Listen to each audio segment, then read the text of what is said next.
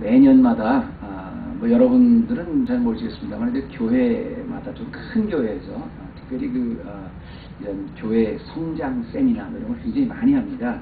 또 교회 성장 포럼 이런 거를 굉장히 많이 하죠. 어떻게 하면 교회가 성장할 수 있는가 이런 어떤 얘기를 많이 하는데요. 저도 한때는 교회가 어떻게 하면 좋은 그런 성장 프로그램을 가지고 또 성도들에게 유익한 그런 어떤 쉽게 말하면 아이템을 개발할 수 있을까에 대해서 관심이 많았던 사람입니다. 뭐 저만 그런 게 아니고요. 모든 교회가 다 그랬어요. 뭐 지금도 그렇습니다. 그런데 매년마다 이렇게 기발한 아이디어로 정말 교회는 이렇게 해야 된다. 이런 교회가 좋은 교회다. 그래서 이제 큰 교회 또 모범적으로 성장한 그런 교회 목사님들을 모셔다 놓고 그런 강의도 하고 포럼도 하고 그래요. 그래서 이제 교회는 이렇게 하면 성장합니다 하고 나갔다가 이제 이렇게 하도 이제 거기에 대한 또 반발이라든가 또 부작용이 있으니까 교회는 성장만 하면 안 되고 이렇게 해야지 건강하게 성장합니다. 그래서 이제 2000년도에 들어와서는 이제 랄프 네이버 박사가 이제 건강하게 성장해야 된다에 대해서 이야기했죠. 그러니까 어쨌든 교회는 이렇게 멈춰있지 않고 계속 성장을 해야 된다. 건강하게 성장해야 된다. 그리고 각 이제 뭐 포럼이나 뭐 세미나 같은 게 참 많았어요. 한때는 이제 미주 한인교회는 한국의 부산에 있는 어떤 교회의 목사님이신데요. 두 날개 시스템이라고 해가지고요. 교회는 두 날개로 날아야 된다. 이게 하여튼 한국뿐 아니라 미국의 열풍을 넘어서 광풍이 일어났어요. 마치 그래서 두 날개 시스템 이슈하지 않으면 교회에서 도태되는 것처럼 그게 불과 몇 년 전입니다. 뭐 다른 얘기할 거 없이 우리가 속한 우리 CNMA 교단에서도 두 날개 시스템을 각 교회마다 다 이수하십시다. 그래가지고 목사님들은 연장 교육까지 했어요. 왜? 하도 유명하니까. 두 날개 시스템이라는 거 안 하면 마치 도태되는 교육. 너도 나도 하니까. 그리고 불과 몇 년 안 지났습니다. 지금은 어느 교회도 어떤 교회도 두 날개 이야기하는 교회 없어요. 더 나아가서 두 날개 시스템이라는 거 지금은 2단 시대에 가지고요. 이게 무슨 2단이다 3단이다 막 지금 그래서 쉬쉬합니다. 한때는 또 이민교회는 뭐니 해도 가정교회가 답이다. 그래가지고 저 달라스에 본부가 있는데요. 가정교회 시스템을 배우러 목사님들이 얼마나 가정교회를 해가지고 달라스에 아주 잘 성장한 교회가 있대요. 가정교회에 가서 훈련을 받고 얼마나 많이 은혜를 받고 오셨는지 제가 너무너무 잘 아는 한 목사님이 너무 목회를 하다 힘드셔서 가정교회 세미나를 갔다 오셨어요. 갔다 오고 나서 이게 내 인생 목회 철학이다. 내가 지금까지 이거 안에서 지금 내가 목회하기 힘들었구나. 내 목회 인생을 여기다 걸어야 되겠다. 난 다시 시작한다. 딱 그 말씀하시고 1년 있다가 교회를 사임하셨습니다. 그분뿐 아니라 제가 아주 퍼스널이 너무 잘 아는 목사님이 4분이 가정교회 여기에 우리의 모든 목회 방향을 둔다고 거기에 한 2년 동안 시도해 보시다가 4분 중에서 3분이 교회 그것 때문에 분란해서 떠나가셨어요. 한 분은 떠나진 않으셨습니다. 저 벨리에 계신 목사님인데 가정교회 한 2년 충실히 해보다가 한 분은 떠나진 않으시고 교회에 너무너무 분란해서 남아 계시는데 그거가 얼마나 교회에서 어려움을 겪었는지 지금 그분은 가정교회 가짜 만들어도 막 경기를 일으켜요. 아주 일을 갈아요. 제가 그런 어떤 교회 성장 프로그램, 가정교회다, 알파 오메가, 이런 걸 좋다, 나쁘다, 그런 거 평가하려고 제가 이런 서두에 말씀드리는 게 아니라, 여러분 한번 생각해보세요. 지난 한 10년, 20년 동안 교회가 이렇게 하면 성장한다, 이렇게 하면 축복받는다, 이렇게 하면 하는 그런 모든 교회 프로그램들 하나같이, 정말 하나같이, 유명할 때는 제자훈련 이렇게 해야 된다, 평신도를 깨운다, 하나같이, 뜰 때는 전 모든 교회가 다 따라하려고 그래요. 굉장히 대단한 것 같아요. 근데 시간이 지나면 예외 없이 시들어집니다. 그리고 거기에 실망하게 됩니다. 한결같지 않아요. 안 그런 게 있으면 여러분 저한테 한번 갖고 와보세요. 왜 그러세요? 왜 그런가 한번 보세요. 어떤 교회는 물론 그 프로그램을 가지고 잘 된 건 그 교회의 그건 이해해요. 그런데 우리는 어떻게 하면 한때는 또 세르백 교회에서 하는 프로그램, 한때는 저기 또 어디입니까 여기서 다이아몬드 만들어 놓은 세르백 교회, 저때는 윌로 크릭에서 했던 거 하여튼 저희가요 제가 왜 이런 말씀을 드리냐면 이게 처음에는 굉장히 대단한 것 같은데 나중에 보면 아 그게 별로 아니구나. 해 아래 세워졌구나. 그렇게 결국은 엔드업되는 이유가 뭐냐면 바로 초점의 문제입니다. 이렇게 하면 교회가 성장합니다. 이렇게 하면 교회가 건강해집니다. 이렇게 하면 교회가 풍성해집니다. 이렇게 하면 교회가 아주 축복을 받습니다. 근데 좋습니다. 어떻게 하면 이렇게 하면 사람들이 원하는 것, 어떻게 하면 사람들이 원하는 것, 다 교회가 성장하는데 초점이 맞춰져 있어요. 다만 나쁘다는 게 아니라 한 가지 확인해야 될 거 있어요. 사람들이 원하는 것을 이것도 만들고 사람들이 저렇게 원하는 것, 시대가 변하면 또 이렇게 만들고 저렇게 만들고 풍성하게 내어놓는 것까지는 좋은데 정녕 교회를 만드시고 교회를 세우시고 교회를 지금도 이끌어 가시고 오직 교회의 딱 한 분 주인 되신 주 예수 그리스도께서는 그거를 좋아하시나 고민해 봤냐는 거예요. 여러분 이상하지 않습니까? 교회의 머리가 누구예요? 예수 그리스도입니다. 그럼 아주 지극히 정상적인 교회란 말입니다. 정말로 예수 그리스도가 딱 한 분만이 교회의 주인이신데 그분이 정말 원하시는 게 무엇일까? 이걸 고민해야 되는 거 아니에요? 오는 성도들이 어떻게 하면 더 좋아할까? 이런 오는 성도들에게 요즘 성도들은 무엇을 필요할까? 얼마 전에 그 세미나 할 때는 그 일조모세 한국 그 일조모세 목사님이신데요. 교회가 아주 급속히 성장을 했어요. 그분은 이렇게 얘기를 하더라고요. 요즘의 교회, 이민교회는요. 옛날에는 이민교회가 커뮤니티 교회가 아니라 커뮤닝 처치였습니다. 어디서든지 그저 한국 사람인 곳이다 모이는 곳이었습니다. 근데 요즘에는 다시 커뮤니티 처치가 됩니다. 왜냐하면 한국 사람들이 이제 2세도 생기고 영어도 하고 있기 때문에 그래서 이렇게 생각하시면 됩니다. 교회가 옛날에는 한국 사람들은 맥도날드 같은 데 잘 간대요. 왜? 편하니까. 1번 주세요. 2번 주세요. 그만이잖아. 근데 요즘의 교회는 한국의 이민교회도 굉장히 1.5세들이 많이 자라나기 때문에 치폴레 교회가 된다 해야 되는 거예요. 왜 치폴레가 돼야 되느냐? 거기다가 요거 주시고 뭐 어떤 섞어서 넣잖아요. 여기서 난 뭐 톨티아에서 나는 뭐 옥수수 넣어주시고 나는 뭐를 빼주시고 하잖아요. 근데 1세분들 옛날 1세분들은 그런 영어를 잘 못하니까 그냥 이렇게 하면 벌겋게 나서 넘버 1 주세요. 김민호 넘버 2 이렇게 했다는 거예요. 근데 요즘 교인들은 요거 교육부는 여기가 더 괜찮은 것 같고 여기 교회 보면 이 교회는 또 점심 시스템이 잘 돼. 다 자기가 고른다는 거예요. 거기에 맞게끔 교회를 개발해야 된다는 겁니다. 여러분 제가 거룩하게 우리는 사람 눈치 안 보고 그런 말 하려는 거 아니에요. 우리는 말끝마다 교회는 예수님의 몸이라 그래요. 예수님이 핏값 세우시고 예수님이 교회 정령 주인이시라고 이렇게 항상 얘기해요. 근데 정말 내가 교회로서 그 주님이 교회에 무엇을 원하실까는 고민하지 않아요. 사람들이 무엇이 필요할까?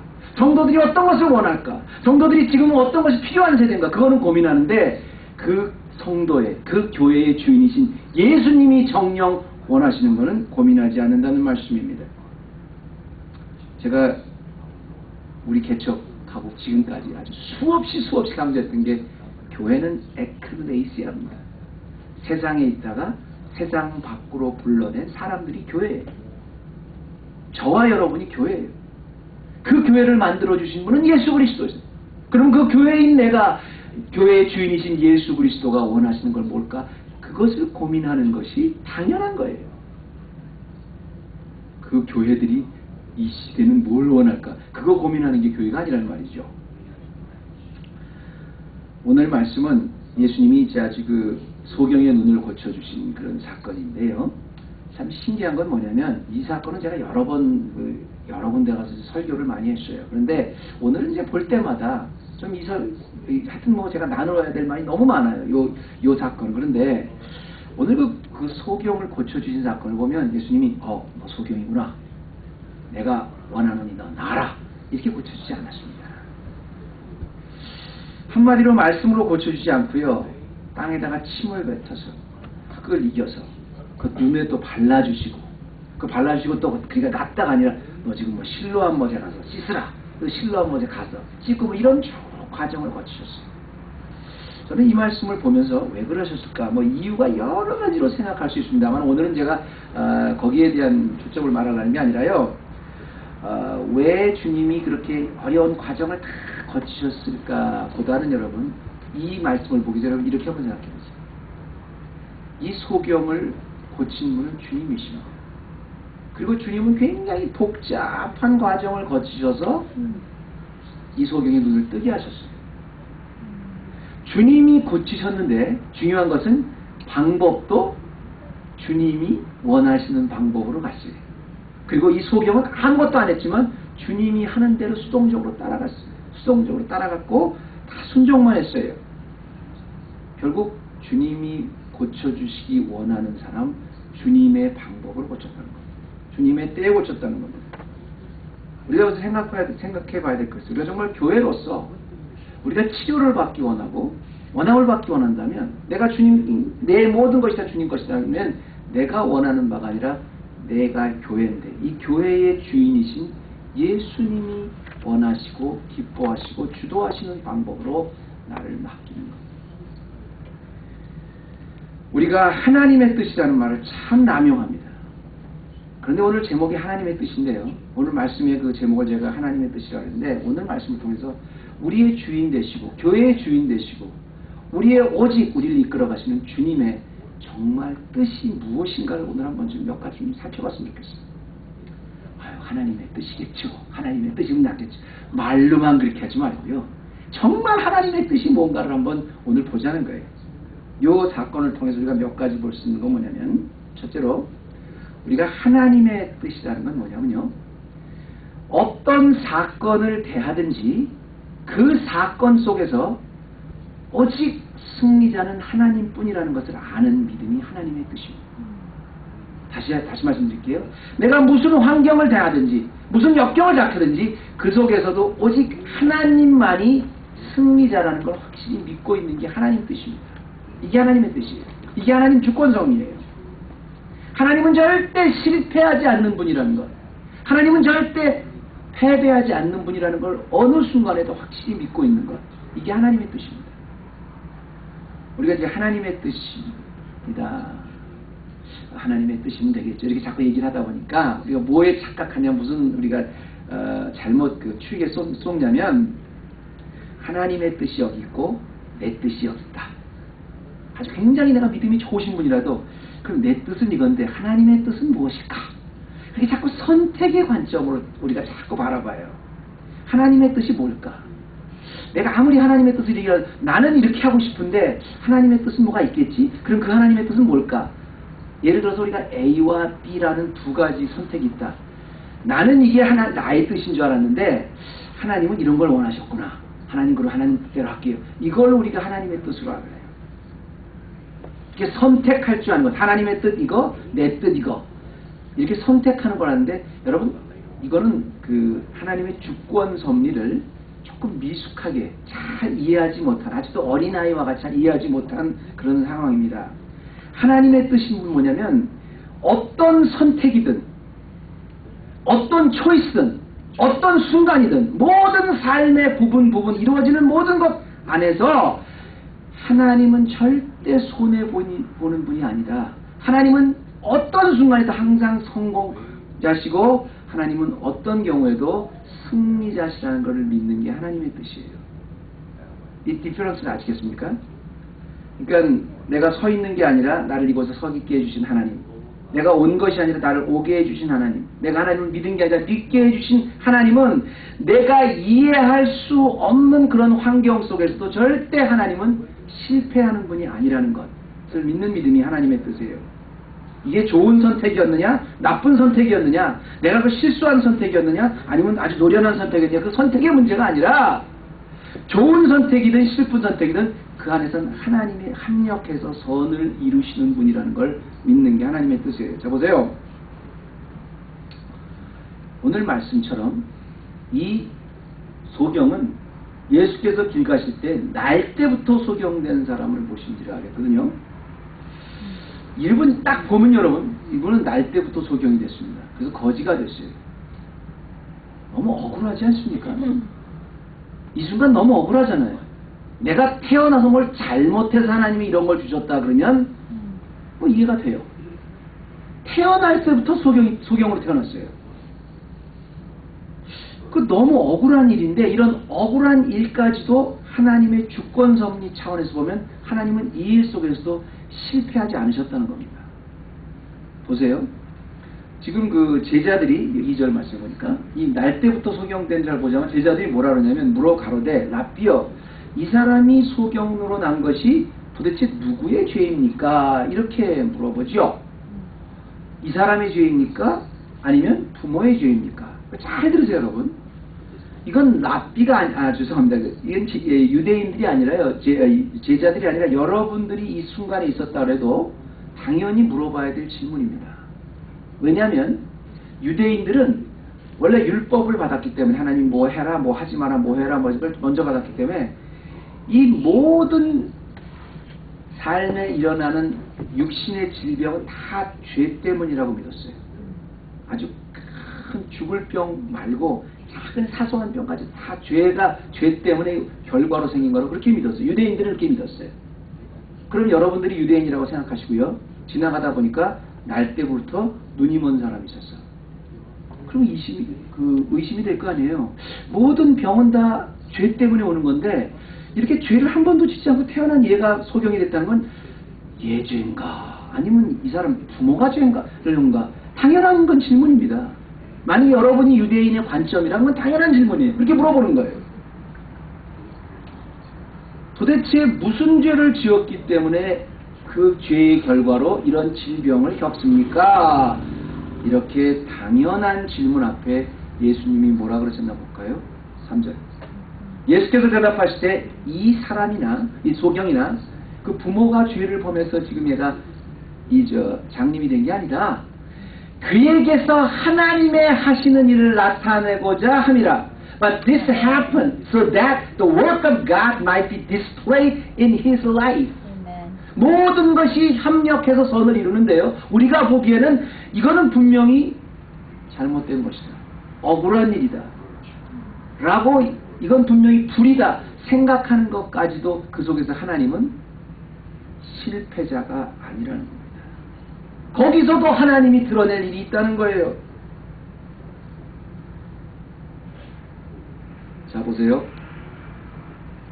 우리 한국 그 성도님들이 어떻게 보면 그 유대인들과 참 많이 비슷한 게 뭐냐면 단일민족이라는 우리나라가 사실 뭐 단일민족이라지만 단일민족은 아닙니다. 제가 그 역사적으로 보면 그렇지는 않죠. 그렇지만 어쨌든 그 우리나라 유대인과 비교적 단일민족이 비슷한 점이 많아요. 그런데 그러다 보니까 문화도 좀 비슷한 것 같아서 우리나라 항상 그 인과응보라는 것, 권선징악 이게 무슨 말인지 아십니까? 인과응보라는 것, 뭐 1.5세들은 잘 모르시겠지만 인과응보는 뭐든지 다 어떤 사건에는 결과에는 원인이 있다는 겁니다. 그러니까 내가 예를 들어서 뭐 지금 아주 어렵게 산다 그러면 내가 전생에 많은 죄를 져서 그렇다. 이게 그 힌두교에서 나오는 그 불교에서 나오는 윤회설 때문에 그런 걸 많이 해요. 모든 사건이 내가 너무 뭐 지금 시어머니한테 구박을 받는다.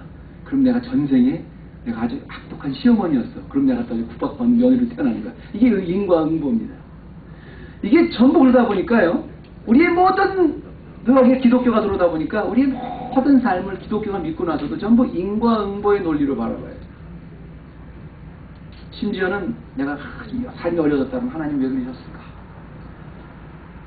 감기만 내가 콜록콜록만 안 나도 하나님이 나를 치시는구나. 내가 조금 요즘에 조금 삶을 어려. 내가 애가 하다가 좀 다쳤어. 내가 2년 전에 11조 뛰어먹었는데 하나님이 뛰어먹은 기억하셨나 보다. 내가 이런 생각으로 돼. 그리고 그렇게 가르쳤어요. 그렇지 않아요, 여러분? 그래도 그건 좋은 겁니다. 왜냐하면 최소한 그걸 통해서라도 신앙의 양심을 율법이라는 그 의식 속에서도 내가 지킬 수 있다면 결과적으로는 그런 것도 좋을 수도 있어요. 그런데 더 나아가서 인과응보의 논리로 유대인처럼 이런 논리에 빠지게 됩니다. 저 사람은 저렇게 엉터리로 사는데 왜 하나님이 이렇게 축복해 주셨지? 나는 내가 뭘 잘못했다고 이렇게 끝이 없이 불행하지 행복하지? 이렇게 제자들과 같이 인과응보의 논리로 자신을 판단해요. 제가 그렇게 지금도 판단하시는 분이 있다고 제가 증명을 해드릴게요. 그게 틀렸다는 걸 지금 증명해 볼게요. 여러분, 내가 굉장히 몸이 아픈 몸이 있다. 내가 굉장히 아주 병이 있다. 하나님 앞에 하나님 왜 나에게 이런 가시를 주셨을까 하는데 아무리 여러분 아픈 몸이라고 해도요. 그거 아프지 않게 해줄 테니까 그 대신 너 눈 2개 나한테 내놔. 장님 대신 지금부터 장님으로 살고 싶으신 분 있으세요?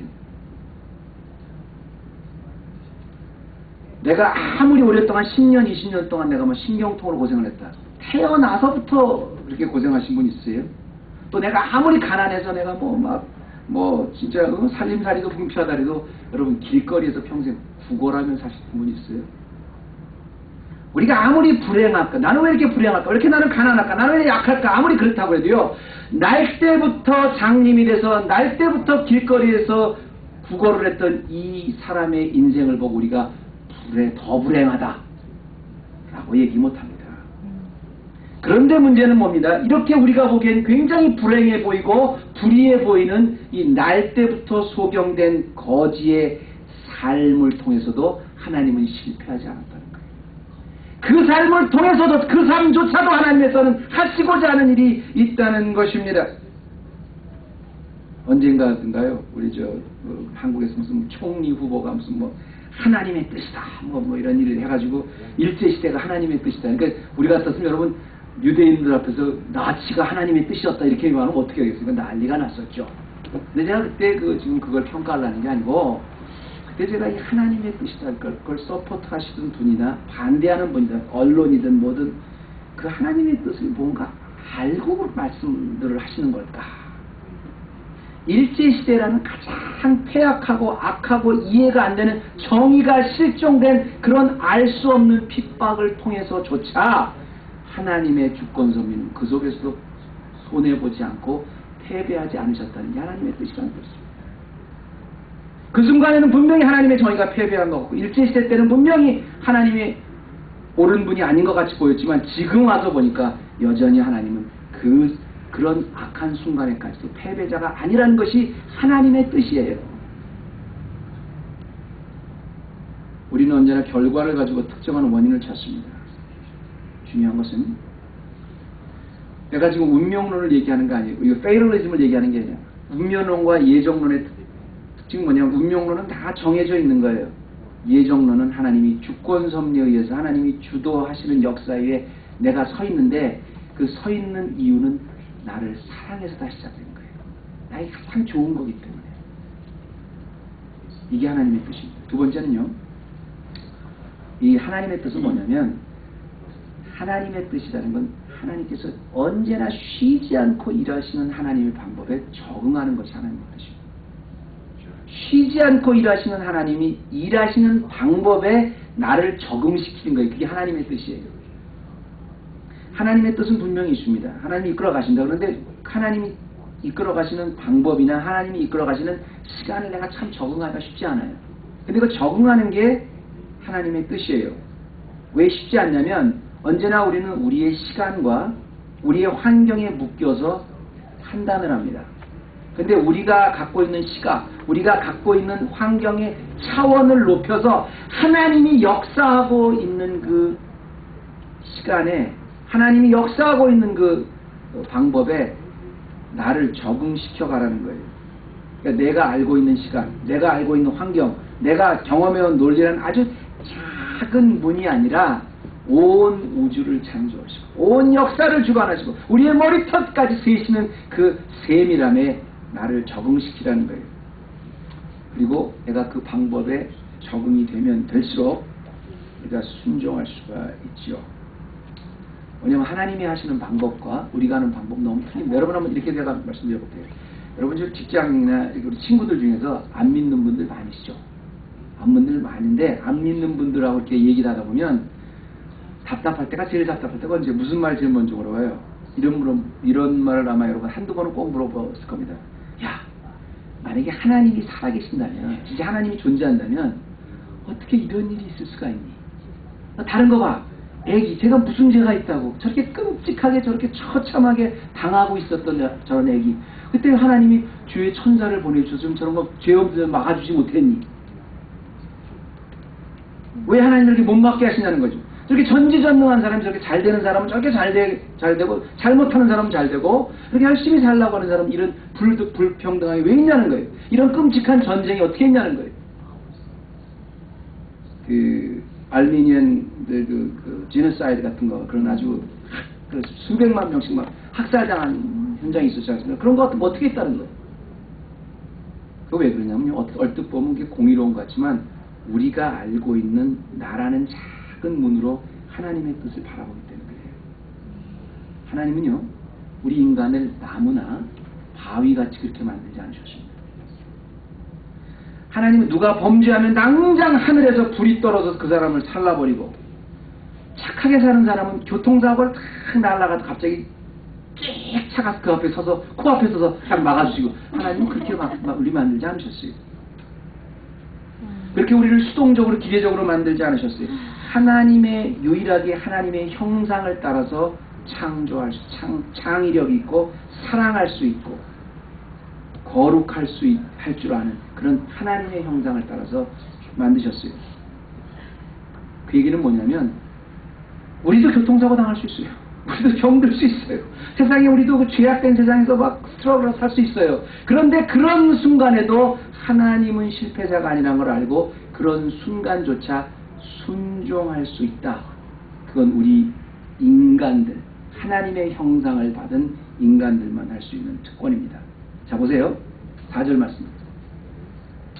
때가 아직 낮임에 나를 보내신 이의 일을 우리가 하여야 하리라. 밤이 오리니 그때는 아무도 일할 수 없느니라. 이렇게 말씀하십니다. 그러니까 다시 말씀 뭐냐면 이 사람이 이렇게 된 게 부모님 죄 때문입니까? 이 사람 죄 때문입니까? 따지고 있는데 예수님은 여기서 하나님의 뜻이 무엇인가를 이렇게 설명해 주셨잖아요. 그런데 더 재밌는 건 뭐냐면 하나님이 일하시는 방법을 한번 보라는 겁니다. 여기 적응하라는 거예요. 예수님이 뭐라 하셨어요? 때가 아직 낮임에 나를 보내시는 일을 해야 된다. 이런 말씀하셨는데요.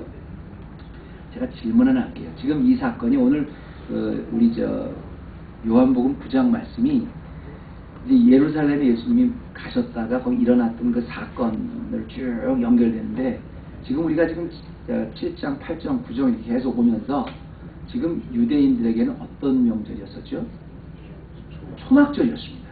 지금 그 문제가 예수님이 초막절 때 그 예루살렘을 올라가느냐 마냐서부터 직접 올라가셔서 거기서 뭐 논쟁을 하시고 내가 생명의 떡이라는 거기서 계속 유대인들과 논쟁이 이어지는 거예요. 자 그런데 결국 어디서 이제 우리가 말이 끝나냐면요. 예수님과 유대인들 예수님을 이해할 수 없는 유대인과 냉정하다가 예수님이 내가 아브라함 전에서부터 내가 있었다. 이 말을 듣고 나니까 유대인들이 더 이상은 못 참아. 그래서 예수님을 죽이려고 했어요. 기억나시죠? 우리가 이제 2주나 됐기 때문에 여러분들이 아직 기억 못 하시는데 돌을 두고 예수님을 다 죽이려고 했어요. 아니 우리 조상 아브라함보다 자기가 먼저 했어. 자기가 50도 아직 안 됐는데 이건 불공경한 죽이려고 했어요. 예수님이 그래서 쉽게 말하면 지금 예루살렘에서 빨리 급하게 피하고 계신 상황. 그 상황에서 예수님이 피해서 가신 얼마나 걸음이 바쁘겠어요. 피하실 때는 걸음이 바빠요. 근데 여러분 이 상황을 잘 보세요. 때가 아직 낮임에 나를 보내신 이를 우리가 하여야 하리라는데 지금 예수님은 그냥 가는 것도 아니라 그 장면을 예루살렘에서 피해서 가시는 중인데도 소경이 고통당하는 걸 보고 고쳐주실 생각을 했다는 겁니다. 잘 들으셔야 돼요. 이게 하나님의 뜻인데 이게 무슨 말이냐면 여러분 보세요. 제자들이 12명이나 있었는데요. 제자들도 같이 걸음이 바빴겠죠. 이 12명이 전부 다 소경을 보고는 저 사람 누구 죄 때문에 저럴까 이것만 따지고 있었어요. 그 바쁜 상황에서. 왜냐면 그걸 따지면서 갔어요. 근데 예수님은 그 바쁜 상황에서도 그게 중요한 게 아니라 때가 아직 낮이네. 아직 하나님께서 허락한 나를 저들에게 손에 붙여준 그 때가 아직 안 왔음에 지금 나에게 맡겨준 지금 내 상황이 내가 해야 될 일을 내가 해야겠다는 소리입니다. 아무리 시간이 급하고 아무리 지금 내가 피해서 가는 길이라고 해도 내 눈앞에 닥친 내가 해야 될 일을 하는 게 하나님의 뜻이에요. 그게 하나님의 시간을 적응해가는 거예요. 하나님이 아직 나 이거 안 해주셨는데 내가 이거 못하지. 아니 그게 아니라 하나님이 이끌어 가시는 그런 시간과 하나님이 이끌어 가시는 방법은 틀려요. 그런데 나는 환경이 어떻든 내 눈앞에 지금 내가 해야 될 도전이 있으면 순종하라는 겁니다. 예수님은 고쳐주기 원하셨어요. 내가 주일에 예배를 열심히 드리고 아주 철저하고 노련한 신앙으로 매주 빠지지 않고 내가 아주 경건하게 산다고 해도요, 오늘 내가 해야 될 일, 오늘 내가 필요한 하나님의 일, 나에게 맡겨진 사명, 도전을 거부하면 그게 하나님 뜻이 아닙니다. 하나님 뜻에 아직 적응 안 돼서 그런 거예요. 아이, 목사님, 내가 오늘 이런 일을 해야 된다는 거는 그것도 좋지만 지금 내 꼴을 좀 보십시오. 내가 지금 이렇게 지금 내가 남 이렇게 도와줄 그럴 때가 아니지 않습니까? 아니요. 내가 지금 오늘 데일리 라이프에 나에게 코끝에 호흡이 있고 나에게 숨 쉬는 시간을 주셨을 때 하나님이 나에게 일을 맡기시면 순종하는 것, 그게 하나님 뜻이에요. 여러분, 예수님이 말하는 선한 사마리아 사람이 너무 잘 알아요. 여리고로 가던 사람이 강도를 만났어요. 종교 지도자였던 레위 그냥 지나갔습니다. 그리고 다 지나갔는데 개로 취급받았던 사마리아인만 그 강도 만난 사람을 도와줬는데, 우리가 제가 전에도 한번 말씀드리지만 잘 알아야 되는 게요, 레위인이나 이 제사장들이 이게 아주 인간성이 나빠서 도와주기 싫어서 그냥 지나간 게 아닙니다. 그 사람들은 나름대로 자기 역할을 다 한 거예요. 제사장들은요, 예루살렘에 들어가기 전에 죽은 사람 만지면 안 돼요. 제사장들은 아직 정결해야 돼요. 그 사람이 거반 죽었는데 그 피를 묻히면 안 돼요. 하나님이 주신 율법을 잘 감당하고 예루살렘에서 그 제사를 드리려면 그거 있으면 그래서 피해서 한 거예요. 나름대로는 그래도 열심히 한 거예요. 그렇죠? 집례할 때는 제사장들은 절대로 시체를 만질 수가 없었어요. 그들은 하나님이 주신 율법을 잘 지킨 거예요. 그런데 더 중요한 것은 뭐냐면, 내가 앞으로 지켜야 될 종교적인 의식보다 내가 비록 지금 급한 길이지만 주님의 일을 하고 있지만 당장 지금 내 손길이 필요한 곳에 내 손을 먼저 도와주는 거예요. 그게 하나님의 뜻입니다.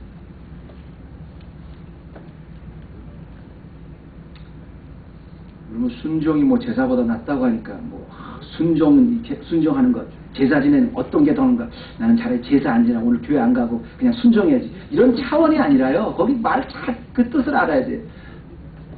사울이 너무너무 이렇게 사무엘을 기다렸어요. 제사는 지내야 되겠는데 시간은 급한데 사무엘은 안 오고, 그러다 보니까 어쨌든 제사만 지내면 되겠지. 그래서 사무엘이 오기 전에 급한 마음에 자기가 그냥 제사를 지내버렸어요. 참 중요한 의미가 있습니다. 하나님의 뜻 알겠는데 하나님은 좀 빨리 좀 해주시지, 지금 좀 해주시지, 빨리 좀 역사해 주시지, 그리고 내가 내 마음대로 나가요. 이게 하나님 뜻 아닙니까? 지금 내가 손해받은 것 같아도 여전히 하나님을 신뢰하고 하나님이 하라는 것 하고 하나님이 하지 않은 것 하는 것, 이게 하나님의 뜻입니다. 마지막입니다. 마지막으로 하나님의 뜻은 안식일의 주인이신 예수 그리스도, 생명의 빛이라는 것을 아는 것이 하나님의 뜻입니다. 잘 들으세요. 하나님이 안식일을 주셨습니다. 그러나 안식일의 주인이신 예수 그리스도가 생명의 빛이라는 것을 아는 것이 하나님의 뜻이에요. 이건 기본이고 마지막입니다. 5절 말씀 볼까요? 내가 세상에 있는 동안에는 세상의 빛이오라. 자, 예수님이 다른 사람은 다 이 사람은 누구 죄 때문에 이렇게 되냐 하고 있을 때 예수님은 어떻게 그랬죠?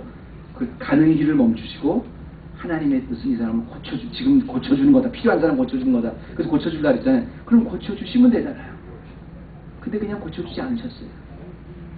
땅에다 침을 뱉고 그걸 진흙을 이겨서 발라주고 그런 모든 절차 전에 예수님이 그 소경에게 먼저, 그리고 제자들에게 먼저 이렇게 말씀하십니다. 내가 세상에 있는 동안에는 세상의 빛이다. 이 소경은 한 번도 빛을 보지 못한 사람입니다. 그 빛을 보여주는 사람이니까 여기서 보면 되는데, 지금 예수님이 왜 하필이면 지금 빨리 가셔야 되는데, 그리고 고쳐주기 전에 왜 이런 말씀을 하셨을까? 이게 참 중요한 겁니다. 제가 여러분한테 또 한번 질문을 해볼게요. 제가 우리 요한복음 강의하면서 요한복음에 잘 나오는 헬라어나 있다고 기억하라 그러셨죠? 기억하시는 분 있어요? 아니 헬라어로 나는 누구이다. 에고 에이미, 에고 에미다. 그렇게 기억하라고 했잖아요. 에고 에이미, 나는 생명의 떡이다. 나는 생수의 강이다. 나는 무엇이다. I am이 에고 에이미. 그래서 기억을 못하면 에고 나입니다. 이렇게 기억하시면 돼요. 에고, 오늘도 나는 세상의 빛이 계속 나옵니다. 이제 앞으로. 요한복음의 특징 중에 하나가 에고 에임입니다. 나는 무엇이라고 예수님 스스로가 계속. 근데 왜 예수님이 소경의 눈을 고쳐주시는 것보다 더 먼저 앞서서 나는 세상의 빛이라 설교를 먼저 하시고 고쳐주셨을까요? 이게 중요한 겁니다. 예수님도 지금 급하셨어요. 평생을 소경으로 있던 사람에게 제일 급한 일이 뭐겠어요? 눈 빨리 떠보는 겁니다. 그런데 그것보다 더 중요한 게 있어요. 내가 이 사람의 눈을 뜨게 해서 이 사람이 세상의 빛을 받게 하는 것보다 내가 에고 에임이 나 자신이 누구든지 나에게 오는 자는 어둠에서 건져내서 영원한 생명 내가 세상의 빛이라는 예수 그리스도가 하나님의 아들이라는 것을 가르쳐주는 게 더 중요해요. 만약에 이 사람이 여기서 고침을 안 받았다고 해도요, 예수가 지나가시는구나, 하나님의 아들이 받았다면 이 사람은 성공한 인생이 되는 거예요. 근데 이 사람이 여기서 눈이 고침을 받아도 예수님이 세상의 빛이라는 것, 생명의 빛이라는 것, 하나님의 아들, 살아계신 하나님의 아들이라는 것 모르면 그 인생은 사실 그 잠깐 눈을 고쳤을 뿐이었지만 그 인생은 또 마찬가지가 되는 거예요. 주님은 단순히 장님의 눈을 뜨게 하시는 그 자체가 목적이 아니라 그 자체를 통해서도 그리스도 안에 있으면 누구든지 새로운 피조물이 하나님의 피조물로 다시 창조해 주시는 게 더 주님에게 중요하다는 겁니다. 교회를 통해서 내가 이런 은혜를 받았어요. 교회를 통해서 내가 이런 도움을 받았어요. 교회를 통해서 내가 다 좋지만 에고 에임이 주님이 나의 빛입니다. 이걸 받아들이는 것보다 더 중요한 거 없어요. 말씀을 마치기 전에 제가 간증을 하나 하고 마칠게요. 제가 어떤 집회에 가서 은혜를 아주 많이 받았습니다. 오래전 일인데요. 근데 거기서 강사 목사님이 그런 간증을 하시더라고요. 자기가 목회를 27년이나 했는데 처음으로 하나님과 깊은 기도를 했대요. 하나님의 음성을 깨닫고 처음으로 하나님의 뜻에 기도를 했대요. 성도도 아니라 목회자가, 그것도 27년이나 목회하신 목사님 무슨 진짜 기도를 한번 했나. 왜냐면 자기뿐 아니라 제가 지금까지 어떻게 목회했냐면 모든 목회자마다 하나님 우리 교회도 오병이어의 능력이 임하게 해달라고 부르셨다는 거예요. 하나님 우리 교회도 내 삶 속에서도 요단강이 좀 걸어 홍해가 갈라지는 역사가 있게 해달라고 기도했다는 거예요. 하나님 우리 교회에도 정말 모세가 또 야알란 골짜기에 그 요단강에서 또 야알란 골짜기에서 해가 머물렀던 그런 기적이 하게 해달라는 그랬다는 거예요. 그래서 뭐 작은 교회는 작은 교회대로 큰 교회는 큰 교회대로 엘리야 특별 새벽기도 약복강의 씨름기도 뭐 40일기도 했다는 거예요. 그런데 제가 그렇게 27년 동안 목회하면서 지금 생각해보니까 하나님 제가 주님이 걸어가신 그 골고다 길 나도 좀 걷게 해주세요. 그런 기도는 안 했다. 우리가 그렇잖아요. 우리가 능력받아서 오병이어로 5,000명을 먹일 수 있는 기적, 죽었던 나사로를 살릴 수 있는 기적, 풍랑을 꾸줄 수 있는 능력, 그것 좀 체험하게 해달라고 그렇게 기도 제목 이것도 이루어지고 이것도 이루어지고 이것도 이루어지고 이것도 기도 제목이 있는데 정말 주님이 걸어가신 그 십자가의 길 나도 좀 걸어가게 해주세요. 여러분 그런 기도 하세요? 그때 제가 왜 이렇게 은혜를 받았냐면 간증입니다. 말씀을 마치기 전에 제가 그 북가주에 있었었는데요. 그때 하나님과 처음 내가 목사가 되겠다고 결심했을 때 맺었던 약속 때문에 그랬어요. 그게 그렇게 그 은혜가 되더라고요. 그래서 마침 그 이야기를 듣고 제가 그때가 언제였었냐면 교회를 하다가 너무너무 힘들었을 때가 있었어요. 그래서 저기 바닷가가 있었는데 그 간증을 듣고 이제 오는데 이제 바닷가에서 가끔가다 제가 너무 힘들 때는 바닷가 앞에 세워놓고 한참 기도를 합니다. 근데 어떤 때는 기도가 아니라 그때는 막 원망을 했어요.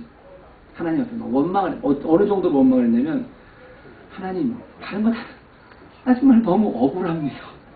아니, 내가 뭐 하자 그랬던 것도 아니고, 내가 뭐 그랬다는 것도 아닌데, 어떻게 이럴 수가 있습니까, 당신? 나를 이렇게, 내가 하라는 거 순종만 했는데, 어떻게 이럴 수가 있습니까? 그럼 하나님을 원망했어요. 목사인데, 아무도 없으니까 바닷가에서 막 소리치면서 운명하는데, 그냥 원망하다가 바짝 잠이 들었어요. 그 얘기를 듣고 막 잠이 들었는데, 뭐 하나님 뭐 제 마음 알고 있는데 저보고 뭘 어떻게 하는 겁니까? 이건 너무한 거 아닙니까? 당신 살아계시다면 정말 사랑의 하나님이라면 날 이렇게 할 수는 없는 겁니다. 막 원망을 했어요.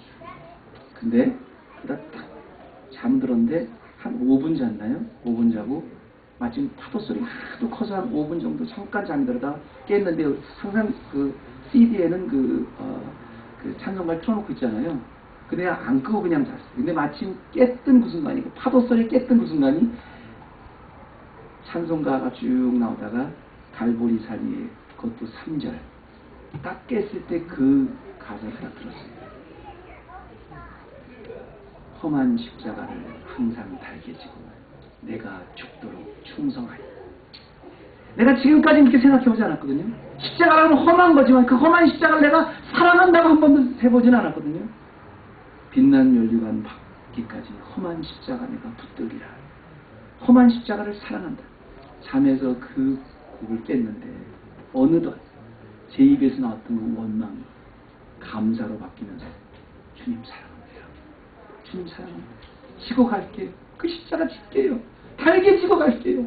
고난의 길이라고 내가 피나지 않을게요. 가라면 가고 서라면 설게요. 그거 사랑할게요. 그때 제가 깨달음이 뭐였냐면 바울과 같이 내가 궁핍에 처할 줄도 알고 정말 풍부에 처할 줄도 알고 어떤 상황이든 일체 똑같이 자족하는 비결을 배웠노라. 바로 이게 하나님의 뜻이구나. 하나님이 원하시는 건 바로 이것이구나. 내가 원하는 걸 하나님 주시는 게 아니라 내가 아무리 원치 않은 것 통해서도 똑같이 자족할 수 있는 믿음. 그게 하나님이 우리에게 원하시는 거였었구나. 여러분 우리도 그런 기도 좀 하십시다. 골고다 십자가의 길이든 스데반같이 돌맞는 길이든 주님이 지라면 지고 주님이 가라면 가고 주님이 멈추라면 멈추고 내가 아닌 정말 주님이 나에게 원하시는 그 자리를 기뻐할 수 있는 성숙한 하나님의 뜻을 하는 헤브론 교회 되시기를 주님의 이름으로 축원합니다. 하나님 아버지 감사합니다. 오늘도 제가 말씀을 이렇게 나눌 수 있도록 하시면 감사하고 지금까지는 오직 내가 원하는 것, 내가 바라는 것, 내가 필요하는 것에 하나님이 좀 도와주시기만 원했다면 나를 통해서 나를 어떤 순간에 세우시든 어떤 자리에 이끄시든 평생을 어떻게 가시든 주님이 함께 하시는 자이기 때문에 어디보다 기뻐할 수 있는 만족하고 자족할 수 있는 그런 성숙한 신앙인 하나님의 뜻을 아는 성도 되게 하여 주시옵소서. 예수님의 이름으로 기도드립니다.